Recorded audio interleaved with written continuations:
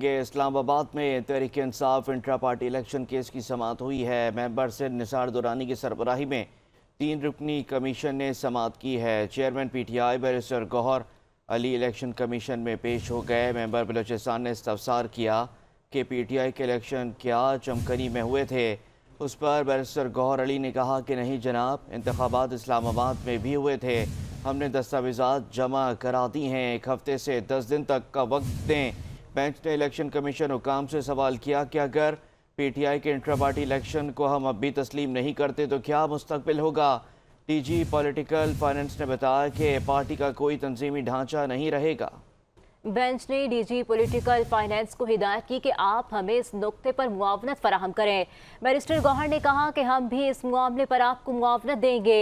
Intra party election ना करवाने पर इलेक्शन कमीशन जो कर सकता था उसने कर लिया, जिसके बाद इलेक्शन कमीशन ने पीटीआई को दस्तावेजात जमा करवाने के लिए मोहलत दे दी। इलेक्शन कमीशन ने PTI intra party election case की समाअत 2 अक्टूबर तक मुलतवी कर दी है। आपको बताएं कि इस्लामाबाद में तहरीक इंसाफ के इंट्रा पार्टी इलेक्शन केस की समाअत हुई है।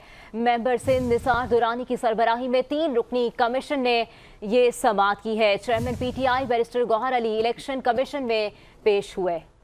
इसी हवाले से मज़ीद तफसीलात जानते हैं। हमारे नुमाइंदे सज्जाद अहमद हैदर ने हमें इस्लामाबाद से ज्वाइन किया है। सज्जाद, बताइएगा मज़ीद क्या आपके पास तफसीलात हैं इस अहम समाअत से मुतालिक? जी बिल्कुल, आज इलेक्शन कमीशन ने Pakistan Tehreek Insaf intra party election case की समाअत मेंबर सिंध निसार अहमद दुरानी की सरबराही में 3 रुकनी बेंच ने की। Chairman Pakistan Tehreek Insaf barrister Gohar Ali election commission में आज पेश हुए। आज मेंबर बलोचिस्तान ने इस्तफसार किया कि पाकिस्तान तहरीक इंसाफ के इलेक्शन क्या पेशावर के इलाके चमकनी में हुए थे, जिस पर बैरिस्टर गौहर ने बताया नहीं जनाब, इंतखाबात इस्लामाबाद में भी हुए थे। हमने दस्तावेजात जमा करवानी है, हमें इस हवाले से 1 हफ्ते का वक्त दिया जाए। अगर पाकिस्तान तहरीक इंसाफ के इंट्रा पार्टी इलेक्शन को हम अब तस्लीम नहीं करते तो इसका क्या मुस्तकबिल होगा।